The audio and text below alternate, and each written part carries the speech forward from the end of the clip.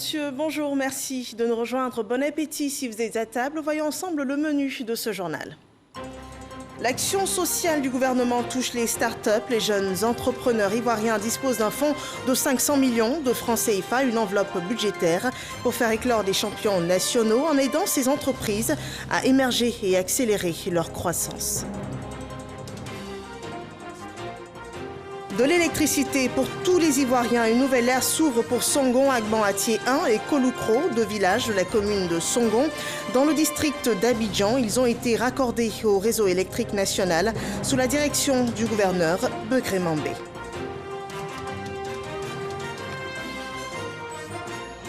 Et puis l'actualité au Niger, la violence entache les lendemains de la publication des résultats provisoires du second tour de la présidentielle.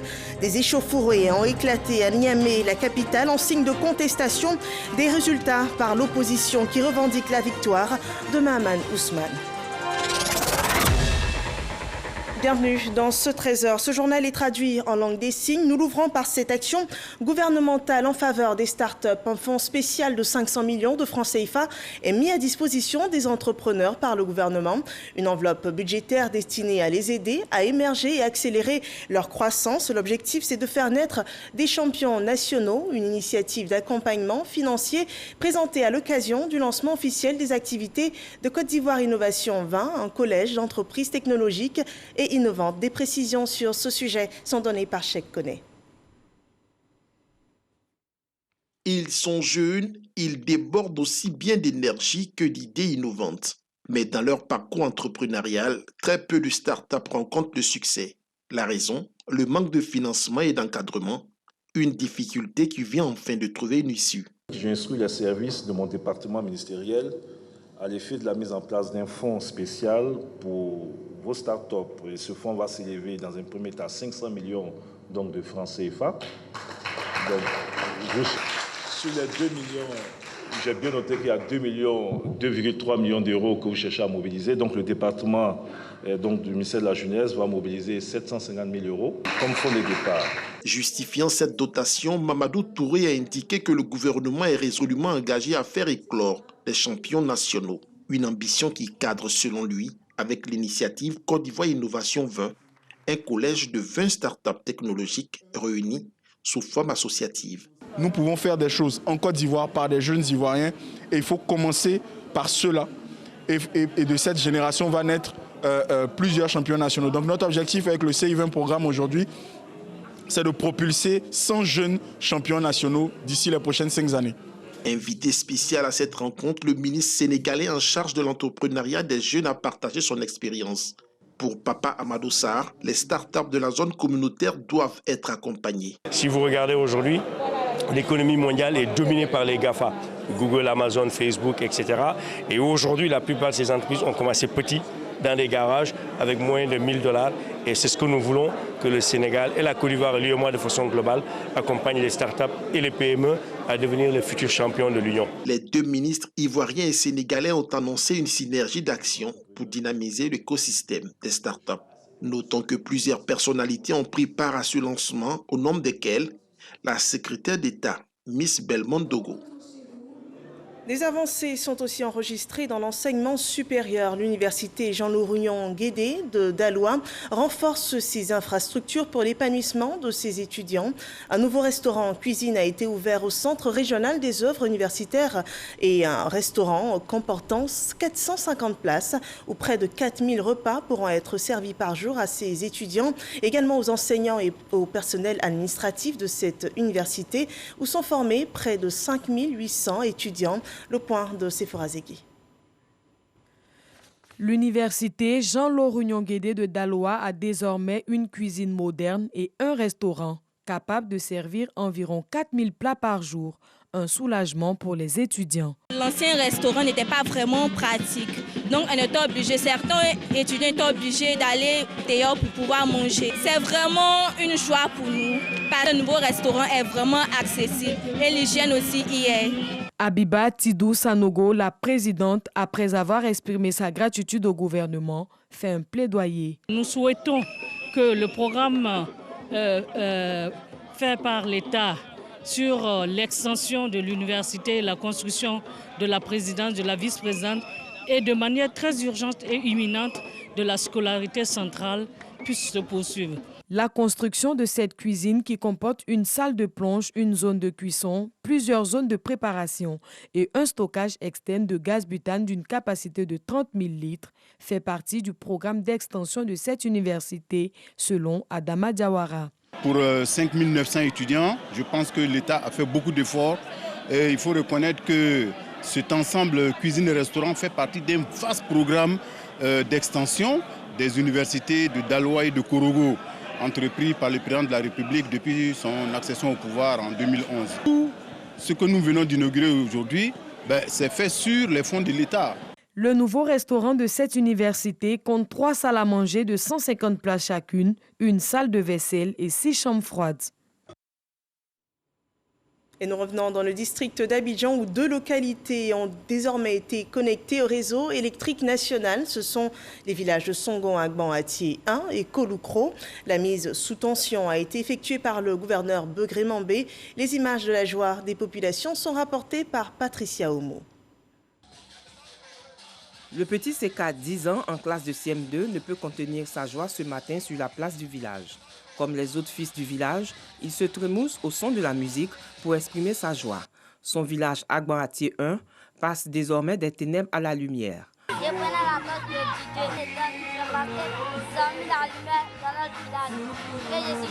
Pendant plus d'un demi-siècle, ces 2 villages sont restés dans l'obscurité.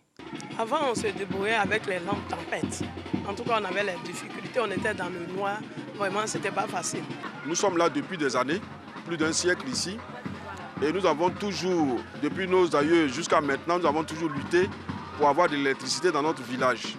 Et aujourd'hui, nous nous réjouissons de constater que la lumière vient dans notre village pour compléter le développement. Les villages de Agban Atié 1 et Koloukro dans la commune de Songon bénéficient ce jour chacun de 2 transformateurs de 36 foyers lumineux pour l'un et 44 foyers lumineux pour l'autre. Coût global des travaux, 69 millions de francs CFA.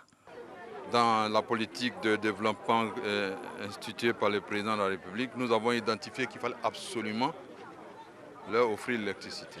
Aujourd'hui, c'est chose faite. Il y a un réseau moyenne tension qui est à proximité et nous sommes connectés à ce réseau, de sorte à ce que ces 2 villages maintenant disposent d'électricité, ce qui va changer beaucoup. La visite du ministre-gouverneur s'est poursuivie dans le village de Songon-Braté. Ici, il a fait don d'une ambulance médicalisée à la communauté des sœurs de la paroisse Saint-Jean de Songon-Braté. Et tout comme l'électricité, la mise à disposition des populations de structures sanitaires de pointe est une priorité de l'action gouvernementale. Ainsi, dans la commune d'Adiaké, dans le sud Comoé, on verra la réhabilitation de l'hôpital général. Le lancement des travaux a été effectué par le ministre de la Santé et de l'Hygiène publique. Et en plus de cette restauration des unités de soins, un bloc gynécologie obstétrique et un incinérateur seront construits. Le chantier sera livré dans 12 mois, nous dit Patricia Omo. Les travaux de réhabilitation de l'hôpital général d'Adiaké concernent la réhabilitation des vieux bâtiments abritant les services de soins, la construction d'un bloc gynéco-obstétrique et les travaux de construction d'un incinérateur pour la gestion des déchets médicaux. Évalués à plus d'1 milliard de francs CFA, les travaux se feront sur 12 mois. Nous reprenons donc véritablement le combat contre la mortalité maternelle, néonatale et infantile. Ces mortalités proviennent des complications de l'accouchement des femmes, de leur transfert d'un service secondaire à un service de référence. La tournée du ministre s'est poursuivie à 85 km d'Aboisseau, dans le village de Biannouan. Ici également, le ministre a procédé à la pose de la première pierre d'un bloc gynéco-obstétrical et d'un incinérateur. Pour le médecin-chef de la localité, c'est une grande satisfaction. C'est une véritable aubaine, une chance pour la population de Biannouan, vu que nous sommes éloignés pratiquement d'Ayamé, qui est notre centre de référence. Vu aussi l'état de la route, l'érection de notre centre en hôpital général va vraiment aider la population. Le ministre de la Santé et de l'Hygiène publique à Kaoulé effectue actuellement une tournée de lancement des travaux de réhabilitation des hôpitaux de la région. Après les villes de Tiapoum et Mafieré à Aboisseau, effectuées samedi dernier, ont suivi les villes d'Adiaké et de Biannouan. Voilà, des infrastructures sanitaires bien équipées dans nos régions, un plan de la stratégie nationale de décentralisation des centres de santé pour un meilleur suivi des populations, mais aussi une meilleure gestion des épidémies. À ce propos, voyons le point de la situation du coronavirus en Côte d'Ivoire.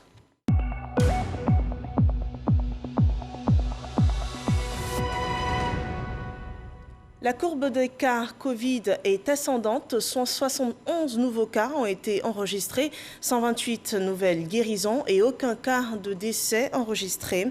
À ce jour, le pays compte 32 295 cas confirmés, parmi lesquels 31 224 personnes ont été guéries, 188 personnes décédées des suites de la Covid-19 et il reste encore 883 cas actifs. La pandémie est une réalité. Nous sommes tous priés de ne pas relâcher la pratique des mesures barrières et la lutte contre le coronavirus. Après le Sénégal, le Ghana est le 7e pays africain à entamer sa campagne de vaccination. Les premières doses de vaccins contre la Covid-19 sont arrivées hier. 600 000 doses d'AstraZeneca en provenance d'Inde ont été livrées à Accra, la capitale ghanéenne. Ces premières injections financées par le dispositif COVAX de l'OMS seront administrées en priorité au personnel de santé en première ligne face au virus. Et le pays a enregistré plus de 80 000 cas de coronavirus et comptabilise à ce jour près de 600 morts sur une population de 29 millions d'habitants. Voilà, c'est un bilan un peu élevé par rapport à celui de la Côte d'Ivoire qui observe une résurgence des cas Covid après des temps d'accalmie. Les effets de la pandémie se ressentent à tous les niveaux de la société, des séquelles que l'État ivoirien souhaite atténuer dans le secteur du vivrier. 129 organisations de commerçants dans 8 régions ont bénéficié d'une aide financière, cela dans le cadre d'un plan d'action de mise en marché des produits vivriers. Les explications de Kader Sogodogo. Covid-19, un virus qui rend malade et qui tue. La précarité est également inscrite sur la liste des préjudices liés à cette maladie. Chaque pays s'organise pour apporter assistance à sa population. La Côte d'Ivoire, en toute responsabilité, multiplie ses actions. Le plan de soutien économique, social et humanitaire redonne le sourire aux acteurs du vivrier de 8 régions avec 129 organisations. L'Agnébi Tiassa, le Bafing, le Gweke, le Haut-Sassandra, l'Ifou, la Maraoué, le Moronou et le Poro. Ils ont reçu leur chèque d'un montant total de 78 500 000 francs CFA. Nous voudrions espérer que cet appui dont vous allez bénéficier permettra de relancer effectivement vos activités. Surtout qu'en plus de la Covid-19, vous avez encore été éprouvé quelques jours avant et après les élections présidentielles du 31 octobre 2020. Des bénéficiaires visiblement heureux. Je reçois 18 millions des mains du ministre et je suis très contente parce que ça va nous relever, ça va relever nos activités et pouvoir approvisionner à plein temps le marché pour les consommateurs. Le gouvernement fera de la lutte contre la pauvreté son cheval de bataille, surtout en cette période de pandémie. Je voudrais rassurer les coopératives qui n'ont pas encore reçu en fait ces appuis de patienter. Je pense notamment aux coopératives de l'Est, de la région du Boukani, d'être patientes que la direction de l'OCPV ira dans ces différentes régions et ailleurs pour leur remettre l'appui du président Alassane Ouattara suite, comme vous le savez, aux impacts négatifs de la maladie en Covid-19 sur les activités économiques en Côte d'Ivoire. Je voudrais également profiter de cette occasion solennelle pour encore féliciter nos mamans, pour féliciter nos femmes, pour féliciter nos sœurs qui de jour comme de nuit travaillent à ce que tous les marchés de Côte d'Ivoire soient effectivement approvisionnés en produits de première nécessité, en denrées alimentaires. Soyez-en félicités. Les fêtières des marchés d'Abidjan, du district autonome de Yamoussoukro et de la région du Bélier avaient déjà bénéficié du même fonds. Le secteur agricole, à présent le développement de la riziculture, un accord facilitera l'accès aux semences. C'est une convention signée entre le ministère de la promotion de la riziculture et la firme Syngenta. Cette collaboration inclut une assistance technique et financière à toute la chaîne de valeur de la filière rizicole. Le point de Cheikh Koné. Cet accord va porter sur 4 axes de collaboration dont l'objectif final sera un développement de toute la chaîne de valeur du secteur de la riziculture. Par cet accord, il s'agira dans un premier temps de mettre à la disposition de l'agriculture nos solutions innovantes pour une agriculture durable. Dans un second temps, le présent protocole de collaboration nous permettra d'offrir aux planteurs et aux leaders de pôle notre accompagnement technique qui est le garant de la bonne utilisation des solutions que nous proposons, mais aussi de l'atteinte des objectifs de haut rendement et de qualité du riz paddy que nous visons. Dans un troisième temps, notre collaboration inclut le volet financement de la chaîne de valeur. Dans la pratique, cet accord entre Syngenta et le ministère de la promotion de la riziculture sera axé sur la fourniture d'un portefeuille complet de produits de protection de culture. En outre, la firme internationale va collaborer avec le ministère afin d'assurer auprès des partenaires de la chaîne de valeur le transfert de technologie, l'assistance technique et les formations nécessaires pour l'amélioration de la production en quantité et en qualité. Syngenta va faciliter la livraison de tout ce qu'il y a comme produit phyto à nos leaders de pôle et par conséquent aux producteurs. C'était un souci important pour les producteurs. Parce que même si vous avez les semences, si vous n'avez pas tout ce qu'il faut pour lutter contre les mauvaises herbes, pour lutter contre les insectes, votre production ne peut pas être de qualité. Le gouvernement ivoirien a adopté en 2020 la stratégie nationale de développement de la riziculture sur la période 2020-2030, dont l'objectif est d'assurer l'autosuffisance en riz de bonne qualité avant 2025. Nous parlons d'un autre sujet à présent, la réduction des cas d'apatridie en Afrique de l'Ouest. Qu'en est-il des avancées 6 ans après la déclaration d'Abidjan au niveau national? Des actions conséquentes ont été menées avec notamment la mise en place de 2 commissions dédiées afin de donner un statut à ces personnes. L'une des commissions permettra d'étudier l'éligibilité des personnes et une autre permettra de faire le recours le cas échéant. Le rapport de Jean-Marc Djadji. Ce sont les représentants des ministères techniques et structures en charge des questions d'apatridie en Côte d'Ivoire. Ils font partie de la première commission africaine d'éligibilité au statut d'apatride. Leur feuille de route, recevoir, examiner et réexaminer les demandes individuelles du statut d'apatride. Le gouvernement ivoirien intensifie ainsi la lutte contre l'apatridie après l'adoption de plusieurs grandes mesures. La Côte d'Ivoire a mené plusieurs actions dont les plus significatives sont l'adoption et la mise en œuvre d'une loi spéciale d'acquisition de la nationalité ivoirienne par simple déclaration qui a permis à plus de 16 000 descendants d'immigrés nés sur le sol ivoirien et par extension à leurs enfants, soit plus de 45 000 personnes, d'acquérir la nationalité. Le HCR se félicite des initiatives du gouvernement ivoirien. La Côte d'Ivoire est le premier pays d'Afrique de l'Ouest à reconnaître l'existence de populations apatrides sur son territoire, et c'était en 2014. La Côte d'Ivoire est le premier pays d'Afrique à réaliser une cartographie nationale sur l'apatridie en 2018 et les données sont disponibles. C'est en 2015 qu'a été adoptée la déclaration d'Abidjan sur la réduction et l'élimination de l'apatridie en Afrique de l'Ouest. Les points 24 et 25 de la dite déclaration ont prévu que chacune des parties signataires conçoive et mette en œuvre un plan d'action national de lutte contre l'apatridie et que la CEDEAO en fasse de même au niveau régional en s'inspirant des lignes directrices du plan d'action mondial produit par le HCR. Et ces personnes à qui seront octroyés un statut pourront participer à la vie de leur société et faire valoir leurs droits de citoyens, tels que le vote. Les Ivoiriens seront d'ailleurs invités à désigner dans moins de 10 jours leurs représentants à l'Assemblée nationale. Pour ces législatives, la CEI a procédé à la distribution le week-end dernier des cartes d'électeurs, une opération observée par nos reporters. Le constat de Laure Goretti, commenté par Alexis Ouetraogo.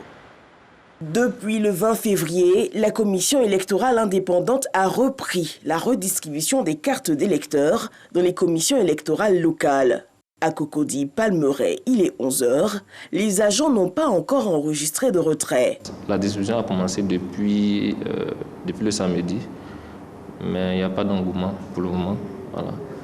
Mais généralement, c'est dans les derniers jours que les gens se bousculent pour venir chercher les cartes. Donc on espère que les jours prochains, les gens viendront pour retirer leurs cartes. À Djamé, même constat qu'à la Palmeraie.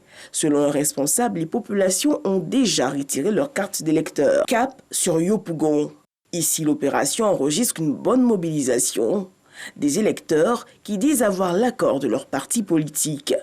Les partis disent de ne pas aller prendre les cartes. Bon, on a eu un peu peur. Bon, ici, rester dans la coquille. Ouais, bon, comme les partis ont libéré la voie, bon, ils sont venus chez nos cartes pour voter nos députés. Dans la commune du Plateau, les électeurs arrivent timidement. Les commissaires en profitent pour faciliter les recherches. Comme c'est une cité administrative, hier par exemple, il n'y avait pratiquement pas de requérants. Mais aujourd'hui déjà, ça a commencé. Je crois que ça va aller comme ça crescendo. Pour quelques personnes venues chercher leurs cartes, il faut patienter.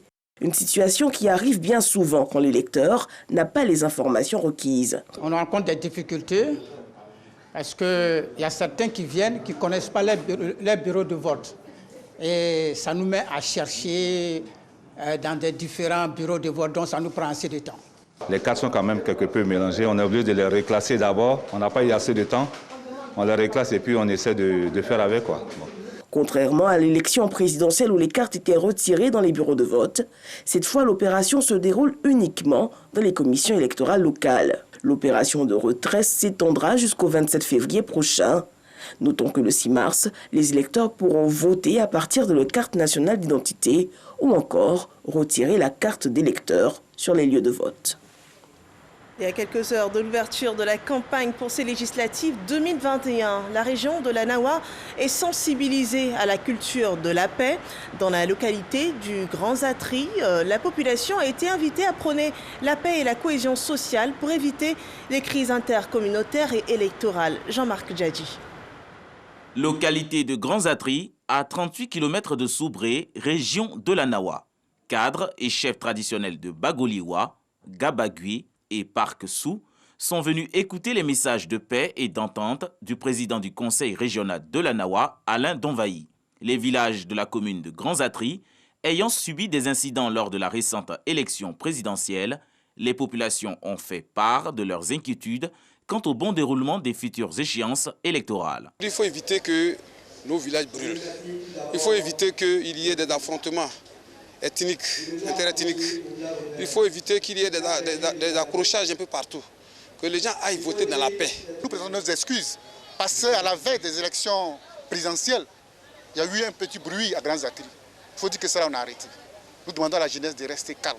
Le président Alain Donvaï a tenu à rassurer les autochtones quant à la sécurisation de l'élection législative et les a exhortés à plus de citoyenneté. Nous avons parlé cohésion, nous avons parlé des échéances qui vont arriver et nous avons sensibilisé donc tout le monde sur le besoin de cohésion, le besoin de paix et c'est ce qui importe le plus ici dans la région de la Nawa. La tournée de sensibilisation du président du conseil régional de la Nawa a pris fin dans le village de Roy.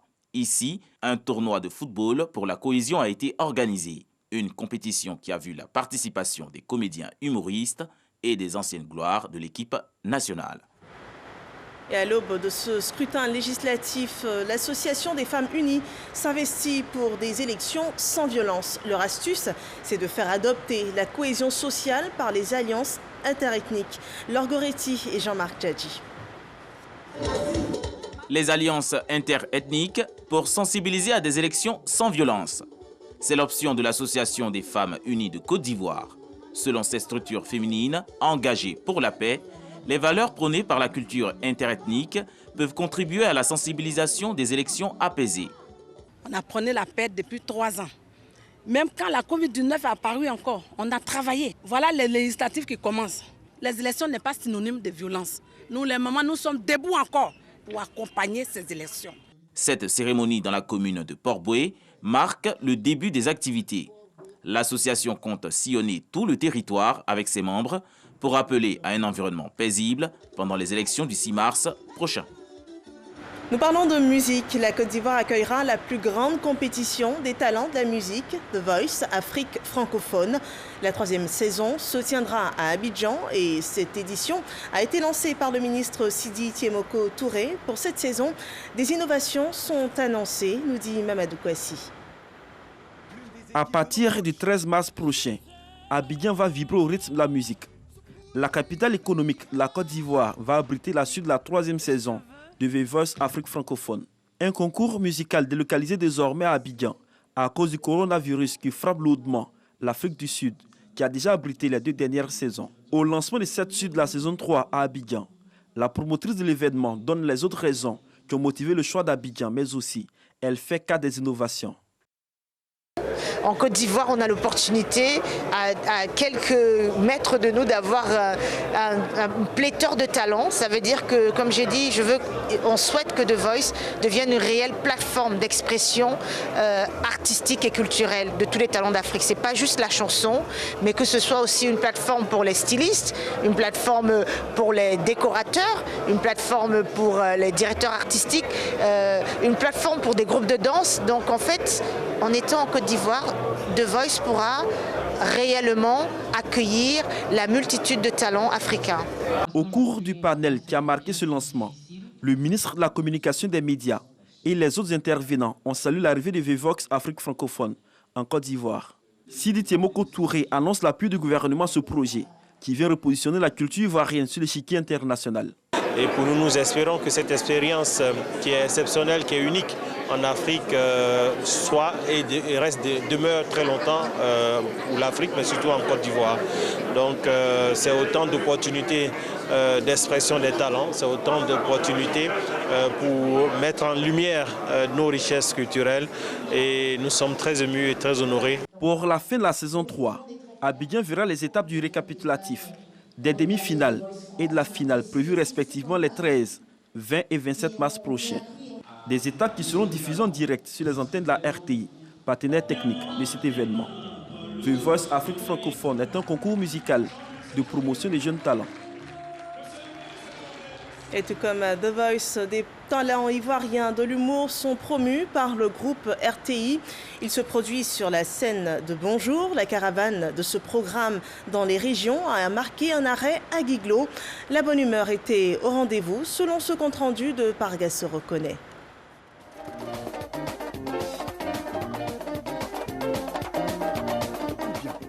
Chants et danses à la place Félix Houphouët-Boigny de Guiglo.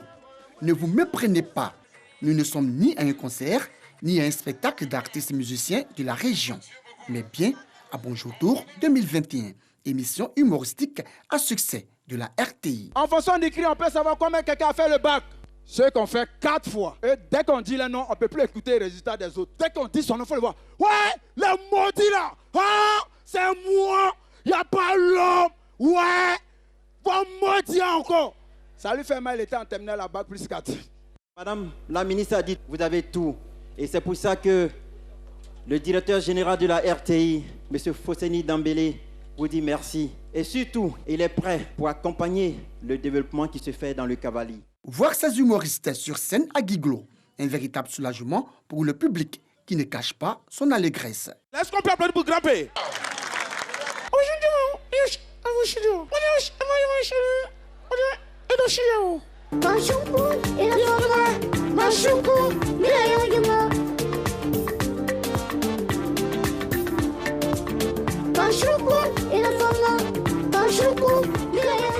C'est un plaisir vraiment, c'était pas évident. On n'a pas la chance de voir ces personnes et nous disons vraiment merci à Maman Ouloto pour cet honneur. En tout cas, elle nous a mis la joie dans le cœur ce soir. La preuve, c'est fait tard, mais nous sommes là. Ouais, j'ai été satisfait, j'ai vu qu'en Côte d'Ivoire nationale, nous avons vraiment de grands talents. Donc on les encourage pour qu'ils puissent progresser dans ce qu'ils font. La marraine, la ministre Anne-Désirée Ouloto, présidente du conseil régional du Cavali, s'est réjouie, elle, de la mobilisation exceptionnelle de la population. Le rire attire le bonheur. Et Guiglo et le cavalier ont besoin de bonheur. Nous avons besoin de paix. Nous avons besoin de fraternité, de vivre ensemble. Merci au directeur général de la RTI qui nous a aidés à faire venir ici Bonjour 2021. Après les villes de l'Ouest, Biankouma, Mans, Toulepleu et Guiglo, équipe de production et humoristes, les jours à venir mettront le cap sur d'autres villes de l'intérieur du pays. À présent, nous voyons l'information hors de nos frontières. Les suites de la présidentielle au Niger, l'opposition revendique sa victoire après la publication des résultats provisoires qui donnent le candidat du parti au pouvoir, Mohamed Bazoum, vainqueur avec 55,75% des voix. Des échauffourées ont éclaté dans la capitale Niamey hier. L'accès au réseau Internet a été très réduit. Les forces de défense et de sécurité se sont organisées pour rétablir l'ordre et plusieurs personnes ont été arrêtées et d'autres sont recherchés, a déclaré le procureur de la République. Parmi les personnes interpellées à Niamey figure le général à la retraite Moumouni Bouraima, dit Tchanga, ancien chef d'état-major du président Mamadou Tandja. Il serait soupçonné d'être un des meneurs de ces troubles. Voilà, ce journal est terminé. Merci de l'avoir suivi. L'info revient à 15h sur RTI 1. Portez-vous bien.